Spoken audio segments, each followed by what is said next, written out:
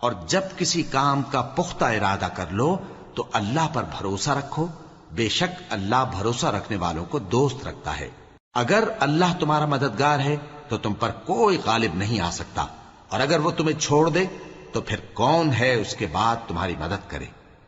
اور مومنوں کو تو چاہیے کہ اللہ ہی پر بھروسہ رکھیں، اور کبھی نہیں ہو سکتا کہ کوئی پیغمبر خیانت کرے،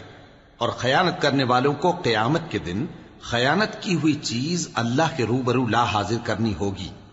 پھر ہر شخص کو اس کے اعمال کا پورا پورا بدلہ دیا جائے گا، اور ان کے ساتھ بے انصافی نہیں کی جائے گی۔ بھلا جو شخص اللہ کی خوشنودی کا تابع ہو وہ اس شخص کی طرح ہو سکتا ہے جو اللہ کی ناخوشی میں گرفتار ہو، اور جس کا ٹھکانہ دوزخ ہے اور وہ برا ٹھکانہ ہے۔ سب لوگوں کے اللہ کے ہاں مختلف درجے ہیں، اور اللہ ان کے سب اعمال دیکھ رہا ہے۔ اللہ نے مومنوں پر